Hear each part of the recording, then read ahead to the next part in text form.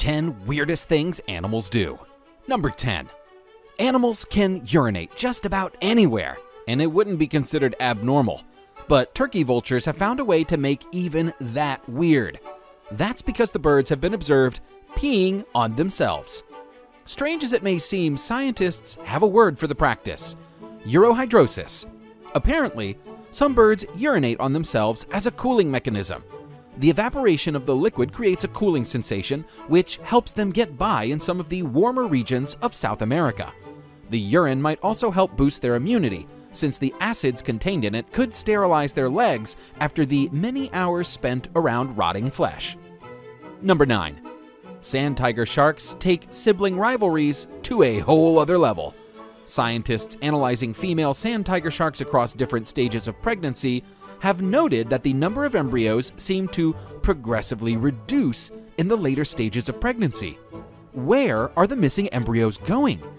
They're being consumed by fellow embryos in a fight for survival that starts a lot earlier than anyone would expect. Scientists conjecture that this occurs because female sand tiger sharks carry embryos born from multiple males, and the embryos cannibalize each other in a struggle to propagate only their own father's genes. Number 8.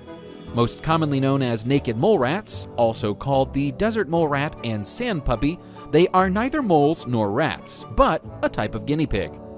The behavior they exhibit, in all its hilarity, is their ability to run as fast backwards as they can forwards in the dark and completely blind. Even stranger, the queen mole rat is the only one to breed and bear young, similar to the queen bee. In order to secure exclusivity to mate, she will push around other female mole rats in order to cause them stress. This releases hormones that make them unable to procreate. Number 7. Every breath you take, every move you make is possibly a little bizarre if you're a white-throated snapping turtle. That's because this species of turtle is known for its ability to breathe through its butt. The more classy way to express that is using the term cloacal respiration, which describes the turtle's ability to absorb air through tissues located in their backsides.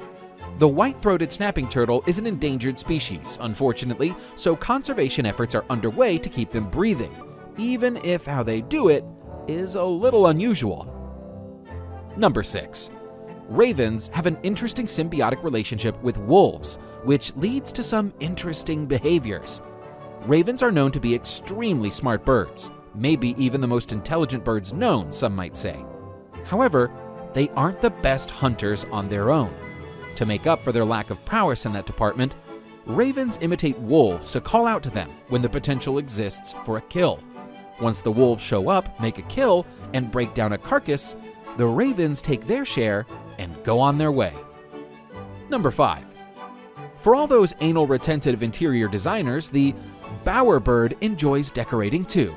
Not only does the bowerbird make great efforts to adorn his nest, he even goes so far as to destroy the nests of his neighbors in order to draw more attention to his own. In an effort to attract a mate, the male bowerbird builds what are termed bowers. The bowerbird will use flowers, feathers, stones, and bits of discarded plastic and glass to decorate his bachelor pad in the hopes of impressing a female. He will focus on decorating for hours and only break his concentration when he goes to another bird's home to steal or vandalize. Number 4. The harsh weather of the Antarctic isn't easy to deal with, and it seems to bring out some scurrilous behavior among Adel penguins. It all starts when penguins eager to mate realize that they're low on stones, a valuable construction material for nests in the frozen ice floes.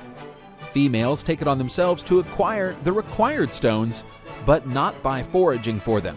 Instead, they head out in search for males who have stones, and the openness to trade them in return for a jolly good time. She then heads back home with her reward, a stone that will contribute to the construction of her nest. Number 3. Cuckoo birds have a rather interesting approach to parenting, in that they do not build a nest to lay their eggs in, but do so in other birds' nests for them to look after their young. The cuckoo bird is solitary and will lay or drop its eggs into the nest of another bird once she's observed that the other birds have gone out. Once the cuckoo's egg hatches, The baby will push the other eggs out of the nest or the other hatchlings in order to get rid of the possible competition for its own survival. Number 2. It pays to be at the top of the pecking order in a group, and clownfish go to great lengths to achieve that. Clownfish colonies are always matriarchal. The largest fish is female and the leader of the group. All the other members are male, since that's the gender every clownfish has at birth. When the dominant female of the group dies, the sexually active male takes over her spot by changing his gender and becoming female. In return, one of the smaller males in the group becomes the sexually active male, and on it goes. Number 1. The cichlid fish have to be the frat boy heroes of the animal kingdom, with a mating ritual seemingly designed purely to get high fives from its bros. After laying her eggs, the female cichlid picks them up and carries them around in her mouth. Some males thus have spots on their lower body that resemble the eggs. They swim by the females who see the fake eggs and, thinking they have dropped some, try to suck them in. The male then blows his load in her face and open mouth in order to fertilize the eggs.